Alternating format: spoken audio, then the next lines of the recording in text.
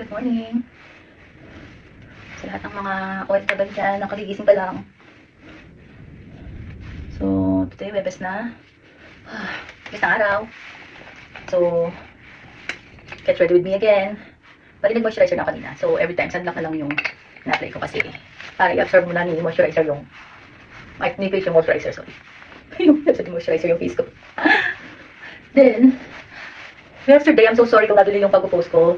Masyadong busy kasi. Good day, busy. Ayoko na maging busy pero naging busy pa rin. So, nalate yung post ko ng mga requirements na white collar. So, today, gagawin ko kayo sa pag-apply ng sa mga requirements. So, I mean, in general to, hindi lang sa company namin. Usually, pag nag-a-apply ka, pasa ka lang ng pasa ng CV. Make sure na naka-highlight at saka yung a-applyan mo is first yung, syempre, yung alam mong mag-fit sa CV mo.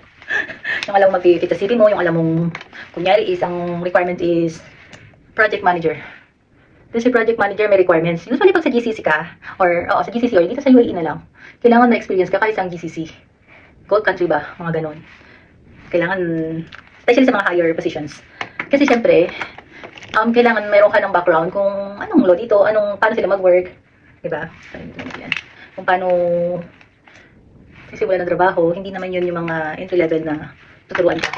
Syempre, pag mga managerial or higher position ka na, kailangan, alam mo na din yung alam mo talaga yung ginagawa mo, kaya ka nga nila hinire. For management reason.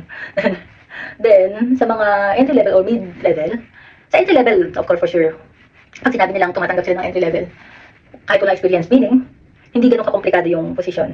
Pwede ka na lang i-train. Sa mid level, karamihan, 1 to 3 years. Ganyan ang kailangan mong experience. Kasi kailangan may background ka na kahit hindi talaga yung fully, na alam mo, may background ako, ano yun? Ano yung pinasok mo siyempre? Tapos, yun. So, yun muna yung check nyo. So, nag-post ako ng mga requirements. Check nyo na lang kung saan kayo mag-fit. Kung saan kayo pwede. Pag alam nyo fit kayo, o di, go push. So, ulitin ko po, hindi po ako yung recruiter. Pag po kayo ay na-select, once you are selected, shortlisted, kumbaga, they will forward it to the technical group or technical team. Si technical team ang magkakandak ng interview. Kasi syempre, may mga technical terms yung kailangan technical team eh. Diba? Syempre, kailangan nila malaman kung talagang may knowledge ka kahit konti man lang doon sa papasukin mo. Para sa mga mid-level pag sa managerial level, syempre doon ka sa director.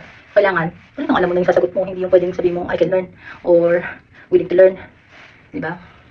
Hinabi ko na yung dati nung entry level pa. I mean, willing to learn po ako. Flexible. Mga ganon.